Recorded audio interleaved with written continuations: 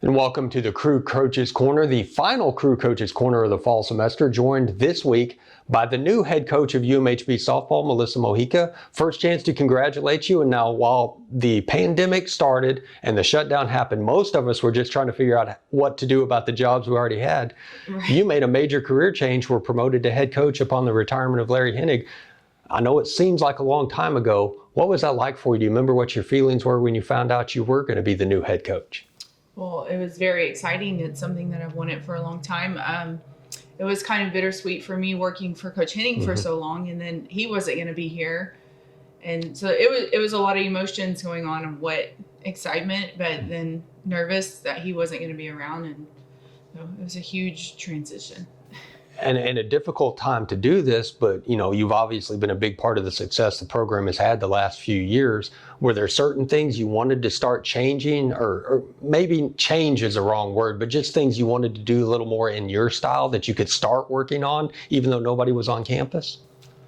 Well, the big thing was recruiting. It's getting back to recruiting and finding kids for our future, and what kind of players I wanted, and what would mesh well with what we already had in the program. So recruiting was my number one thing when that happened, and I didn't have any players on campus to work with. So now, you're not new to coaching. You've been doing this for a long time, but you're new to being a head coach.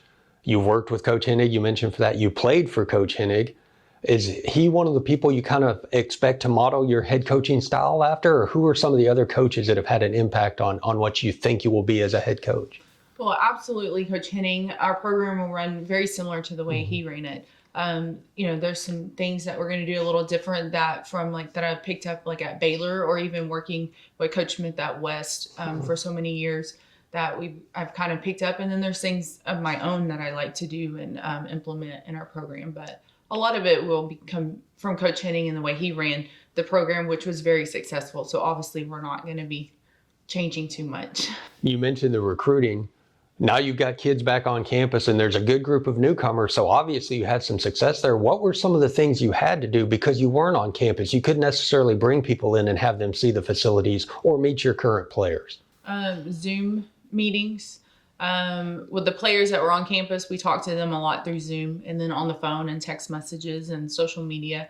Recruiting-wise, softball kind of ran on starting in July, where we were able to get out. And then they also implemented Athletes Go Live. So all these softball tournaments that I'm used to going to were being posted live nonstop. And I could just type in an athlete's name and watch them, just their game and their at-bats, which was pretty nice to sit at home and watch games and recruit and do it that way. And it was a unique situation because not only are you trying to recruit new players, you're also kind of having to re-recruit the players you have just because of all the changes and the uncertainty of what this fall was going to look like and what this upcoming spring was going to look like. So what did you do there to stay in touch with the current players and make sure that they were staying on track and we're still on the idea of coming back? So it's almost like I'm 2 years behind. So I had a baby in January. I was not here for the spring season. Even they only played a few games. I'm still not familiar very well with the sophomores that we have. I wasn't here for their freshman year. So I've had to learn from them, learn where they are. I just got off the phone with Coach Hennig, about, hey, this person, this, what happened this fall.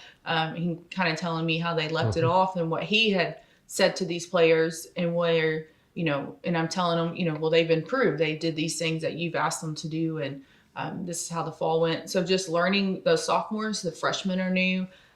Corona's kind of did a setback on our team, get-togethers and things like that. So it's been difficult for our team to mesh and really know each other like we have in the past. So we're trying to figure that out. And we'll come back. You mentioned a big life change there. We're going to come back and talk about that too. But then you also talked about trying to build a team, not just on the field, but actually build a team with the chemistry and all of that. What are some of the things? I don't want you to give away any secrets, but what are some of the things you do? Because you can't fake that. You can't make that happen. It just kind of has to happen organically, I would think. Absolutely. And it's just, we have open field. So I'm hoping that these, and I know they are, the girls are going out there, they're developing relationships through open field. Our upperclassmen are doing a great job with encouraging them to get out there, to be a part of them, and teaching them like just our basic drills and lingo and skills and things that our expectations that they know that me and Coach Brown want. And I think that's kind of developed some chemistry there. I know that we're having evaluations right now, and the freshmen are coming in and saying, this senior did this junior did this, and they helped me through this. And I think that's helped a lot with our upperclassmen and our leadership, because they want to win more than anybody else on the team. So I think they're doing a great job with reaching out and communicating with these kids, where we're so limited on when we can be with them. Now, you mentioned you had a baby in January, so you missed the first part of the season. Nobody wanted it to happen the way it did, but in some ways what a blessing to have the shutdown, because you got to spend so much time with Mac that you wouldn't necessarily have had in a normal year, just because you've been so busy recruiting, so busy coaching. You got all that extra time at home. Right. So I had Mac. I came back one day after maternity leave, and they told us not to come back again. Yeah. So I was home 7 months with her, which was, it was pretty amazing. And my older girls too, who were home from school. So we spent a lot of time together. And it was a huge blessing. It was stressful at times, not knowing what was going to happen to the NCAA and sports and how this year was going to go, but it worked out well for me personally. No, kind of a different way of looking at it. So many of us are ready for life to go back to normal. Mac doesn't know anything different. She's never lived when there wasn't a pandemic going on. Right. So she's 9 months now, and she hardly has ever been to a grocery store. She's been out to eat one time in a restaurant, and when we go into these new places, she's like amazed by them. She is a little scared of people because we haven't been around. But she doesn't know any difference, and it's kind of funny. But now you mentioned your older daughters; they're very involved in athletics, both at the high school and school level, and then club level as well. So you kind of see this from both sides. One, you're coaching in a pandemic world, and you also have children, so you have the parental side of it. Have you learned anything in either one of those roles that's helped you in the other role? The biggest thing is that your family is most important. With both of my daughters have club volleyball. The youngest one plays select softball and select basketball. And it's crazy how those parents they don't want to take a break. They just want to go. So we've been able to step back and enjoy our time at home too. I mean, they're back up and running. We go to Frisco this weekend for basketball. We go somewhere next weekend for volleyball to Austin. So it just depends on, it's crazy to see the school life and then the select and club it was so different. Like it was still rolling. Like they didn't really slow down very much. And that was shocking to me, but. So now you did have this fall, you all had practices, no competition really, but you did have a chance to practice and you got a chance to kind of know the girls. How did the fall go, and how do you feel like y'all were able to make progress through that? And just how excited were people to get back together and be back out on the field? The fall was challenging for us, particular for softball. We got like a week of practice in, then we had to take off almost a whole month. Because of Corona. Then we practiced another week, and then we had to take off another 2 weeks. We had a lot of, players out or quarantined for whatever, for everything that's going on. It was difficult to get into a groove. I think they learned a lot. We got to evaluate a lot of the time. The last week we did a 3-game series where they were splitting the teams, just drawing out the hat as equal as we could. And they played, and that was exciting to actually see them compete against each other and play and do that. And then we had kickball, which was fun too. Yeah, it was so much fun to watch, and now I saw some of the costumes, and there's a chance people can go on our YouTube page and they can watch that game that took place. And, so many of those dressed up as things I watched with my kids, and I'll tell a story about myself. Yeah. We had Phineas and Ferb. We had Kim Possible and Rufus and Montana. And there were so many times when my kids were little that my wife would come in the room and say, "Why do you have Kim Possible on? Why are Phineas and Ferb on?" I'm like, "Well, the kids are watching it. There's no kids in here." Yes. So, but it was on when the kids were in there. So it was so much fun to see that. And how exciting was that for them? Because they were still competitive. You saw that competitive nature come out, but it was in such a fun atmosphere and such a fun environment. I thought it was fun. Like I said, we've been stressed about not being able to practice. We were stressed about having to take off, come back. Some of our upperclassmen were like, "Why are we doing this? We need to practice softball. Honestly, we need to have fun. Yeah. We need to just dress up, come here, have fun, and just enjoy yourself." Because some of them get too serious. Yeah. And early. it's a hard lesson to learn, but the fact that you did have to make adjustments and you had to deal with some of those situations in the fall, we're hoping that it's much smoother in the spring, but we know that there are going to be some impacts once your spring season starts. How much can you draw on the experience of the fall in terms of dealing with anything that might come up this spring? A bunch, because I learned a whole bunch from the fall in our experience with the virus and pandemic, that me and Coach Brown are already making plans how we're going to better provide for these kids during this time, meaning separating them a certain way, the roomings, the bus rides, all these things are going to help us because of what we went through in the fall and how it just, in a matter of minutes and days, we were done for. And if that would have happened in the spring, we would have never been able to finish. So I think we have it under. I'm not saying that's going to go perfect, but it's going to help a lot. Now, things were going to look different just because you were in your first year as a head coach and you were starting to make some changes and implement a few things. What else did you have to do in terms of protocols and things like that to make practice look different and make sure that you were trying to keep people as safe as possible, but still get some work done? Right. So it was the put your mask on. If you're in the dugout, put your mask on. Why I'm trying to work infielders and making sure the dugouts got their mask on, or, the pitchers and catchers aren't sitting on the bench. Pitchers and catchers usually huddle up in that bullpen and that's where they hang out. So we had to break that up. So it was stressful at times and just like not getting things done. It's distracting for the most part. It's distracting for me. It's distracting to them. But after the first week, it was just kind of habit. Like they all had their mask on. I would look around and everybody had a mask on, or they were doing what they were supposed to be doing. And that's just adjusting. And I don't know. It's so hard. Now, you mentioned Coach Brown a couple of times, referring to Leah Brown, former All-American player for us, who you were able to bring in as your assistant. How much does that help that you have somebody who knows the program that you were familiar with, that you could hire, who knows the university, knows what the expectations are for crew softball? A lot.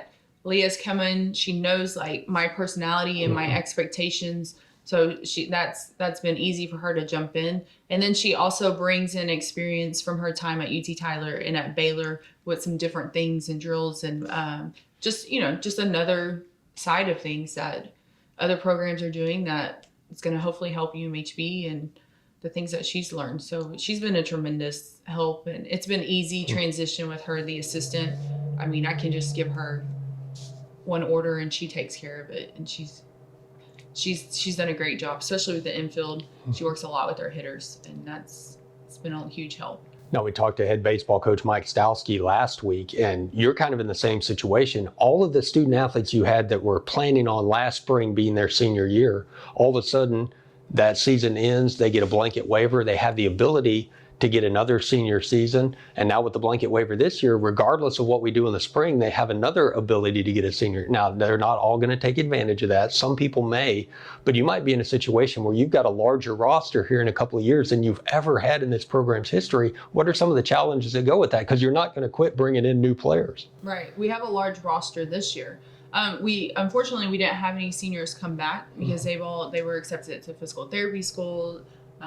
They're going to get their CPA. They had lots of hopes, dreams, and jobs set up already. So that was disappointing. But the juniors and some of the sophomores have already expressed that they're coming back for that fifth year.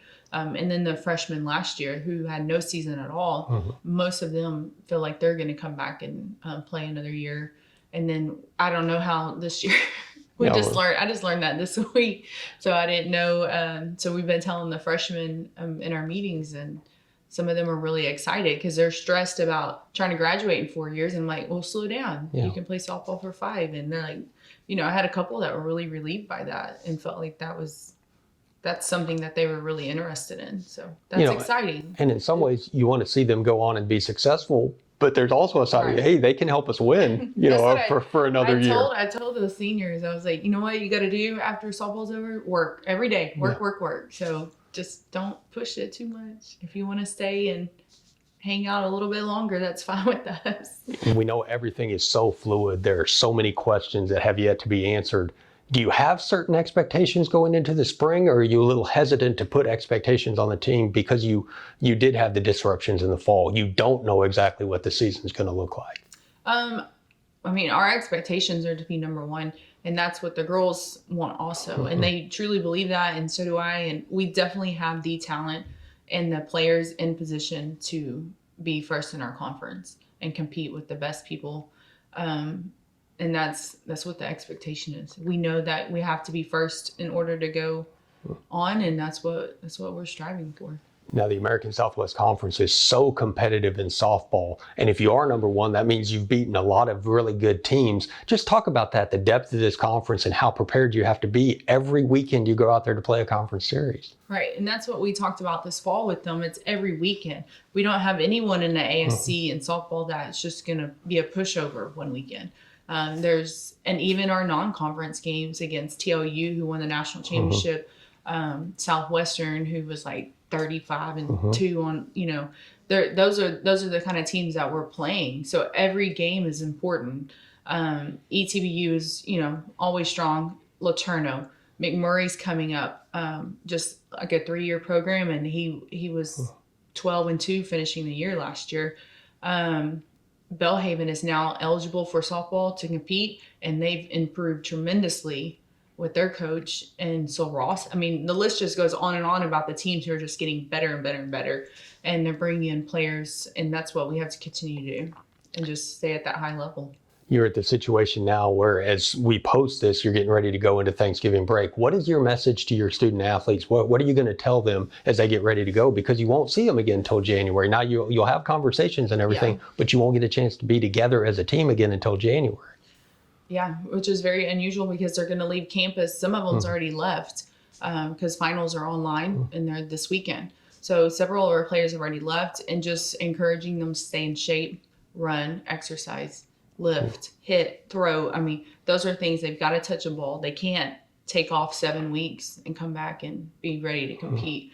So just encouraging them over and over about how important it is. And then we have, with the fall being how it was, where kids were missing a bunch and some kids were here, it really gave some kids an opportunity to shine a little bit better because a lot of kids were missing. And then those ones who missed a bunch have got to prove something. Right. So I feel like the fall push, there's nothing set in stone after this fall because it was just hit and miss here and there. Everybody comes back still in the same level field, and they got to win a spot. And I hope that's enough motivation to drive every one of them. And you mentioned having to look over in the dugout and say, wear your mask. I'm sure that's a big message too. Hey, while you're gone for this break, wear your mask, come back healthy. Yes, we've talked about that several times. Like, be smart, make good decisions. Just don't stay out of going to a friend's house and spending the night with people. And it's hard for kids that age. It's hard for me to be like, oh, I want to run to the store. I want to go to the mall.